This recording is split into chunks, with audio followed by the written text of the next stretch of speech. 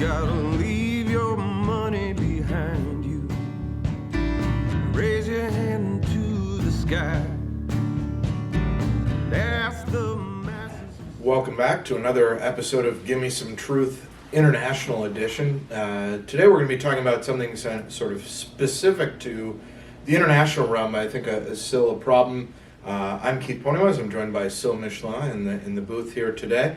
Our colleague Stan is out and about today with the newborn baby, probably attending to something there. Mm-hmm. To really a topic that is unique to expats and not one that domestic clients really even have to consider most of the time. You know, for them, it's just go, whatever online company posts an ad and open it up, I think. Yeah, you can just pick from any of the, hundreds of choices that you really have in this country. Unfortunately, as a U.S. expat, I think the range of available options really gets considerably narrower, right? Yeah, and a lot has changed in the, kind of last 15, 20 years in this area. And what we're talking about, again, is opening a brokerage account as an American abroad, as an expat.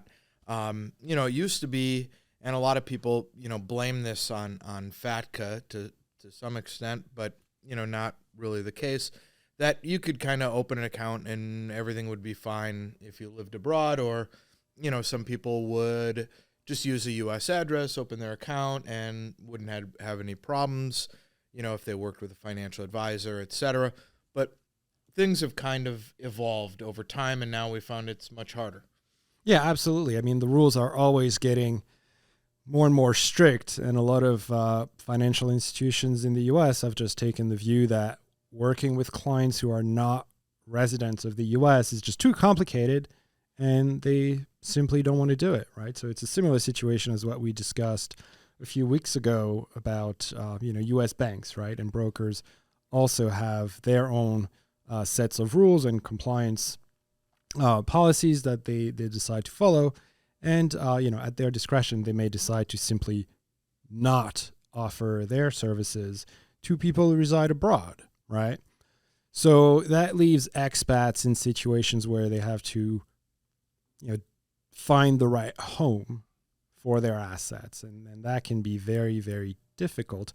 And again, some countries are easier than others as well. Yep. One thing we can say, since the topic of this podcast is best brokerage house for expats, one thing we can say fairly confidently is that the best choice of broker is still probably not a local broker in your country of residence outside the U.S., right? Yep. So typically, the probably the worst thing you could do is take your money outside the U.S. and walk into a local bank or visit a local financial advisor and try to open an account locally.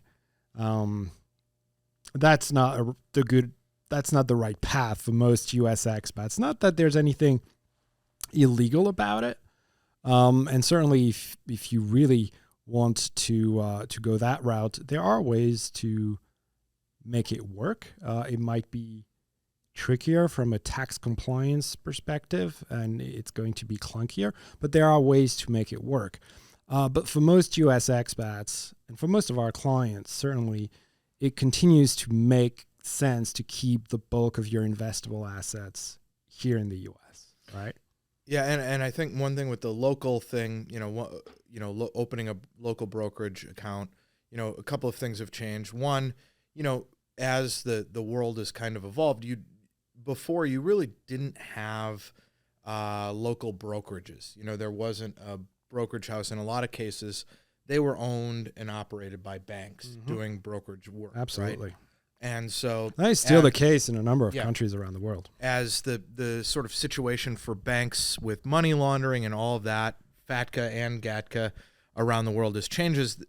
Generally, it's gotten more restrictive, first of all. That's the thing to kind of keep in mind, that it's gotten harder for, people to open up a bank account not in their country. Yeah, absolutely. And many brokers and banks outside the U.S. will also not work with U.S. citizens, even if they live locally in that jurisdiction. Yeah. So, and that's changed.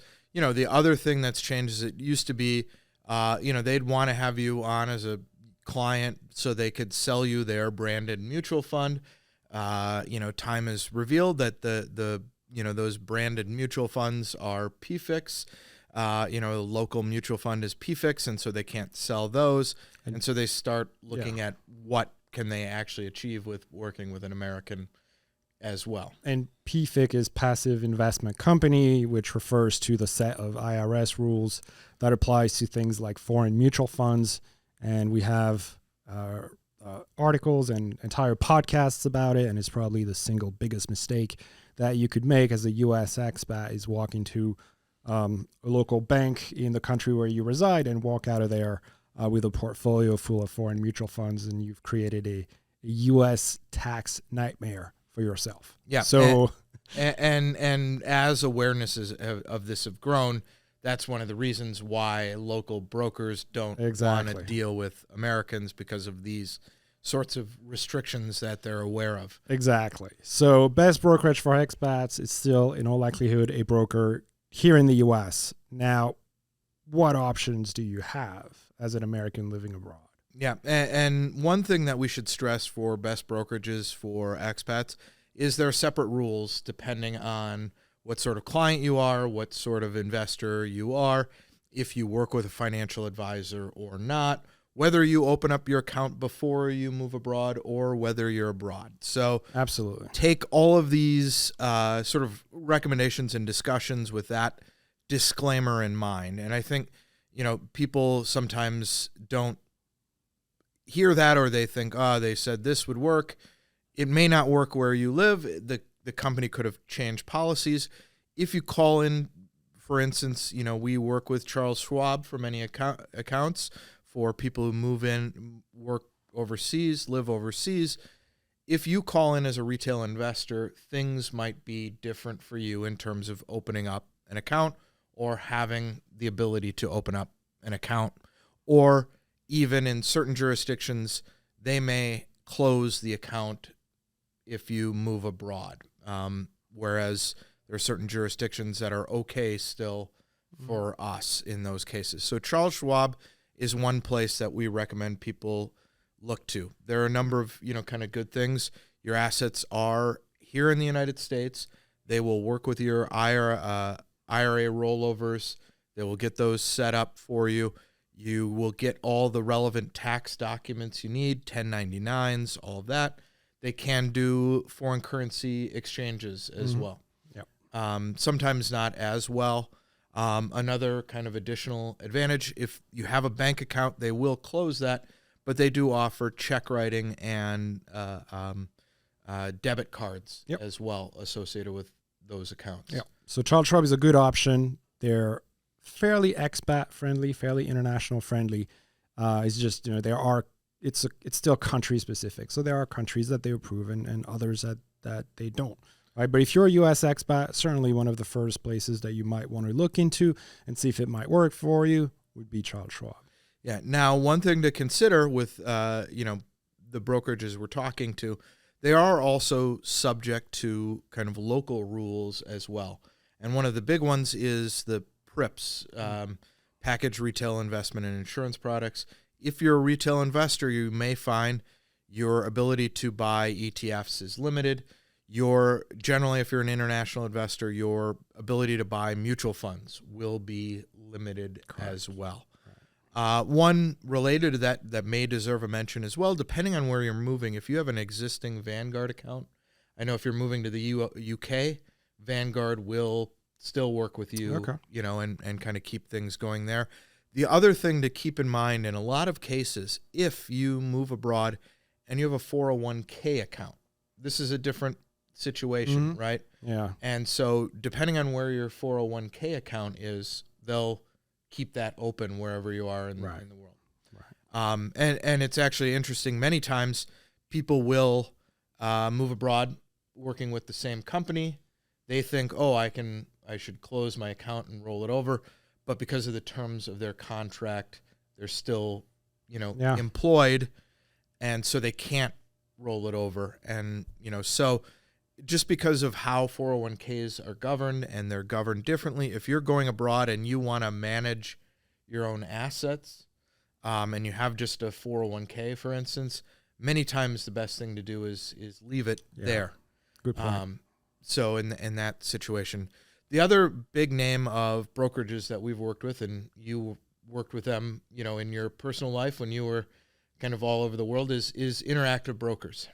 Yeah, Interactive Brokers is another really international friendly broker here in the U.S. And I think they probably come up the most in terms of the number one option, the go-to option for international clients. They, like Schwab, will look at every country and have a specific range of accounts that they will allow in each country. But by and large, Interactive Brokers is another name that will take clients from all over the world, right? And I would say that they're also, and that's what kind of makes them unique compared to other U.S. brokers, is they also have an investment platform, which is very well suited for maybe sophisticated investors who want to hold different currencies in their account, for example, or want to trade on different international exchanges. So Interactive Brokers is really has a platform to support a very international, not just lifestyle, but also investment activity, right? Yeah, they do a number of great things. They have really good exchange rates. Mm-hmm. You shouldn't use them as a bank. However, they do have long holding periods for deposits, but you can set up a deposit if you're working in the UK from a local UK wire, direct from your UK account into, or if you're working in Germany or something like that, a SEPA transfer directly into your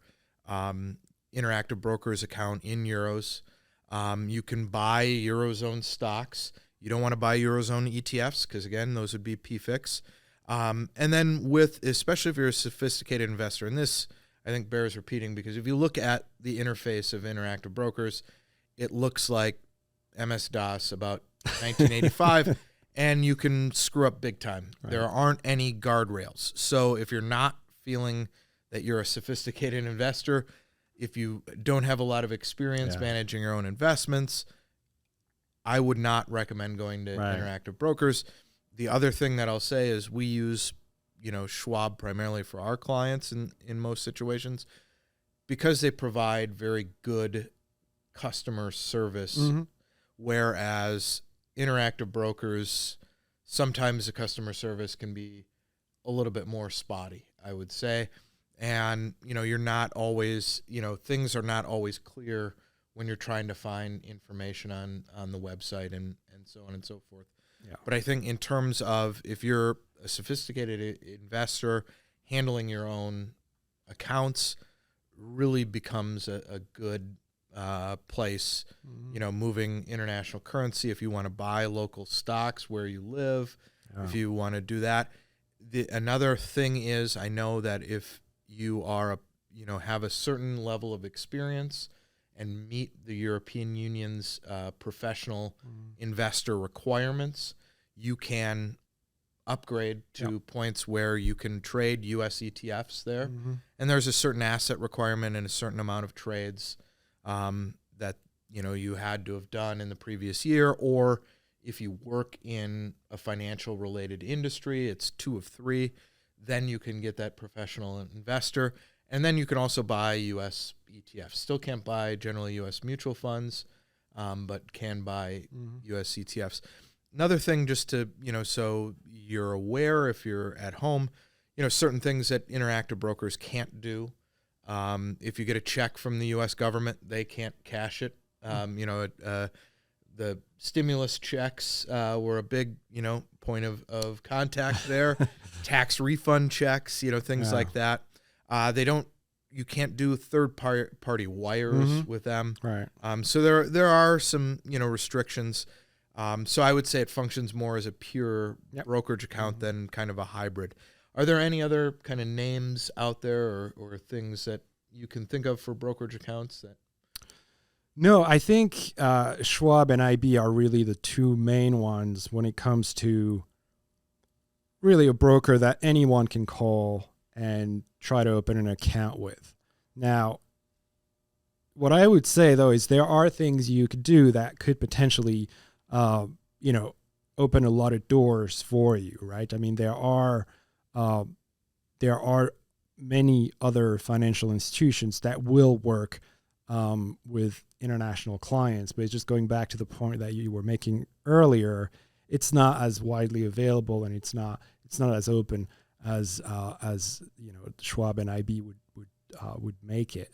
So, one thing you could do to start with is you can be incredibly wealthy. That makes a big difference. Lots of people will work with you. That opens a lot of doors, and certainly we've talked about the brokerage world, but there's also all the private banking type solutions out there that will have, again, they may still have restrictions. And having worked in private banking for the bulk of my career, I can say it wasn't necessarily wide open to every single country around the world. But still, there's a lot more flexibility if you have access to a private banking type solution or relationship, right? Yeah, and I would say, some of the bigger houses, the Merrills, the Morgans of the world, if you exceed a certain wealth amount or investment amount with them, will continue to work with you if you live overseas. Right. The other thing you could do is if you work with an advisor, that may also open doors for you, because a lot of advisors may have access to brokerage platform like Pershing, for example, right? That would have also some level of flexibility when it comes to international accounts, right? But Pershing is not a broker that you can just call up. Yeah, you can't. It's purely an institutional service, right? But a lot of advisors in the U.S. may have access to the Pershing platform, and that will be an option, right? So if you have a large size portfolio, or if you're working with an advisor, there may be solutions out there that you weren't aware of. Right? Yeah, well, and I would also say if you're on a brokerage platform and you're moving abroad, you may find they'll keep your account open, but they may trade. Exactly. May allow you to close trades. Only sell. So each and these policies depend on where you're going, when you're going, exactly what your relationship is with the brokerage house. Right. One thing we have to counsel on is, we said, 2 names. Those names may not hold true for you in your particular situation. Absolutely. And may not hold true for you may not hold true in 3 months if you call and say, I called them 2 months ago and everything was fine. Exactly. And it's worth reminding people that we have no connection whatsoever to any broker. We're completely independent, and we're just kind of sharing ideas here, to help our viewers, but we're not making representations on behalf of any financial institution other than Wagner Condon. So people still need to go and make their own due diligence, and policies are subject to change at any time. And one thing is, you may see if they have an international division or an international, because those people will know better than if you just call up out of the blue and they'll just give you the most recent rep. So that's the other thing, is try to do some research about finding a good contact there and going through that. That's why as well, if you work with a financial advisor, they may be able to help you keep your accounts open where they work, even if they can't advise you. Yeah, that's right. And we've heard stories about people, especially when people have established relationships and they move outside the U.S. We've heard stories of people being allowed to keep their accounts, but like you said, only being able to do certain trades. We've heard about advisors keeping client relationships, but only working with them, talking to them when they are in the U.S., that sort of stuff. So there's all sorts of possible arrangement that you can find to, get by and make things work, but they may not be ideal. Yeah. But I think, our biggest recommendation to everyone is start researching this before you move abroad, and start investigating before you go.